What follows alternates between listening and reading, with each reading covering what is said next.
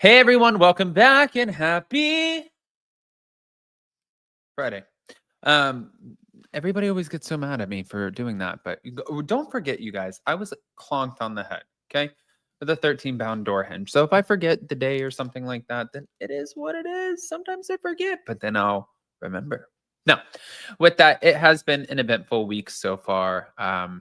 You got some bubblegum gangsters out there and stuff like that, so it's been interesting. But we are back to talk about Brandi Glanville, who she's not going to let the mouse go on this. She is detailing her abusive, manipulative relationship with Andy Cohen. She's also claiming that Dorit was doing pasta in the bathroom.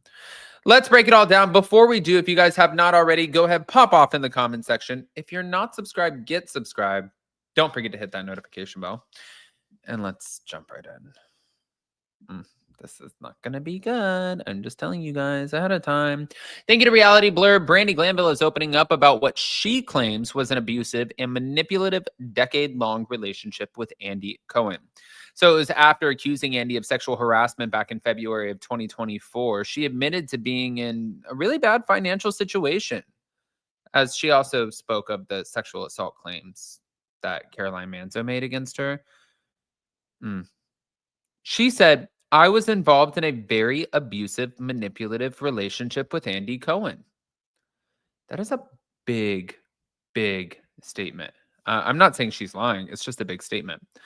As fans have surely heard, Brandi was sent a video message from Andy and Kate Chastain in June of 2022, where Andy allegedly informed her that he and Kate were working tonight and going to talk about her the whole time.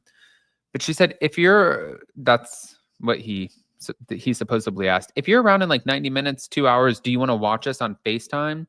And at the time, Brandi showed the clip to Tamra Judge, who was with her at a New York City studio. Tamra apparently replied, wow, he really likes you. He doesn't send videos like that to me. And Tamra also confirmed the post. I do remember her mentioning it. We both thought it was funny. I've had a close relationship with him for 17 years, and he's been nothing but kind to me. While Brandi felt in the moment, I guess is saying that she felt special. But now, as you guys know, she has attorneys, Brian Friedman, Mark Garagos. They're working alongside Bethany Frankel on her reality reckoning.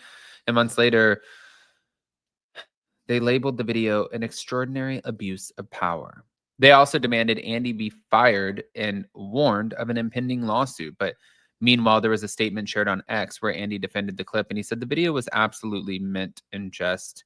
And Brandi's response clearly communicated that she was in on the joke. That said, it was totally inappropriate, and I apologize. Now, according to the report, Brandi responded to the video by saying that she'd get her vibrator and claiming that she had a magic little punani.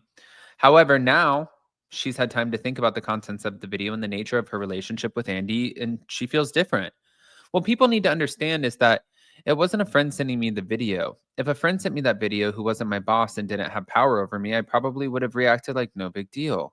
But looking back at the many years that she was in contact with Andy, Brandi said that she wanted to keep that relationship alive in hopes of returning to Beverly Hills, where she was making nearly $500,000 per season before being released from her contract. She said, I was going to buy a house. I was just excited to do something like without my ex-husband, and then I got fired. Well, let me say this too. If she felt in the moment, and everybody's different, and this is where I don't want I don't want to trigger anyone. I don't want anybody to get really nasty about this. I'm opening this up for a conversation. So just remember that. When you're sitting there saying, I'm going to go get my vibrator and I have my magic E and, and you're going back and forth, some people are going to say, well, she was doing that because she felt like she needed to because that's her boss and she wanted to keep her job. So she would do anything to keep her job. And other people are going to be like, well, it worked for you when you said that to him, where you talked about this. You were also just as vulgar and you talked about it with him. But now that you don't have any money or source of income, now you want to sue him over it because it seems like an easy cash grab.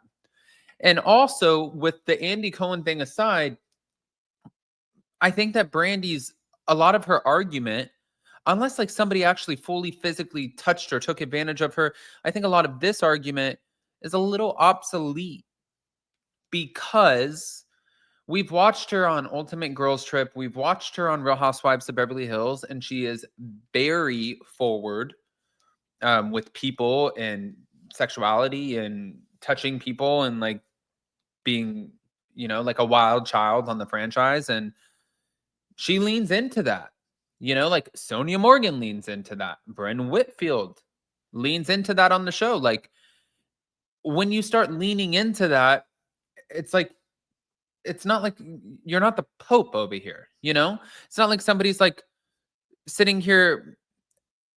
It just, I think it changes the conversation just slightly, unless something actually was physically done, or if you really felt abused in that moment, a lot of people will wonder, well, why didn't you report it? And other people are going to say, well, not everybody reports things right away out of fear of losing their jobs and stuff like that. So this really is an open dialogue for the conversation. I want you guys to communicate, and also please be nice in the comments to each other, because I know that this is not an easy conversation, by the way. But while Brandi didn't return in she didn't return as a housewife. She did return in guest spots. She was just making just $5,000 for the limited role, and she said she felt discounted. Now, she was never brought back to Beverly Hills, but she was hired to appear on Ultimate Girls Trip, where she was paid $200,000. And she said, it felt like Andy Cohen was throwing me a bone because he promised to bring me back to Housewives, and getting that money gave me a little relief for the next couple of years, and I felt kind of important to him again. But after first filming season 2 of Ultimate Girls Trip, Brandi received good feedback from network executives saying, a huge congrats on a fantastic season, which really ups the ante in every way, is what they told her.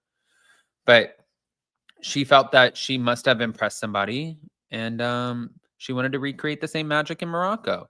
I wanted to do on the second what we did on the first one, get drunk and high and make out. I wanted to leave them with she did so good. But this time around, HR was involved in sending conflicting messages, and they're sitting and telling us we can't talk about anyone's age. We can't call anyone fat. I'm like, I'm sorry. How are we going to make Housewives? And producers are saying, bring the party to me, specifically because they knew that I would do something. But according to Brandi, producers told her of Caroline, make sure she participates. We want her to have fun. And I got her doing shots, and she doesn't drink. Yeah. Again, she said the producers were like, bring the party. And that's the reason I gave Caroline a lap dance. But once Brandi ended up going, back to Los Angeles from Morocco, rumors regarding what came or went down with her, those began to swirl. And she got a text from Andy. Hang in there and don't lose your mind, is what he told her. Say nothing now. There's no gain in it. This thing is airing so long from now. Just stay off social media and clear your head for right now. Take a breath and let the plates settle for a bit. But then once the story broke, Brandi was accused of behaving inappropriately, and she texted Andy and said, well, I'm canceled. And he said, you're not canceled. And Andy would call me and say, trust me, the Mansers are not going to serve Bravo a lawsuit. He was like, trust me, I just saw her. We were talking. She's not going to do anything. So that was his mindset. And he thinks that he's so powerful that he has the control that Caroline's not going to file a lawsuit. But throughout this drama, Brandi, who was not named as a defendant in Caroline's case, began seeing a therapist and discussing the relationship that she had with Andy, and saying, I started talking to a therapist and telling them about the relationship, the non-relationship that I had with this man over a decade, and it was really, really abusive. Now, after being dropped by her lawyers at the end of last year, she fears that she'll soon go broke. I joke with my kids that we have 4 months left until we're homeless, but that's sort of true, and it scares me, and it stresses me the out. And I'm not ever going to be homeless because I have friends, but I haven't had income for 2 years, and I just paid my taxes with my credit card, and I don't know what I'm going to do. I don't actually think that you can pay your taxes with your credit card. Can you pay taxes with a credit card? Oh, you can pay with a credit card. What? You can use a credit card, but you'll pay a fee for the privilege. I didn't know that. Huh. Interesting. Well, I wasn't calling her a liar, by the way. I was just trying to figure out. Anyways, I want to hear what you guys think, guys. Pop off in the comments section. Smash the like button. Show some love. We'll see you next time. Love you.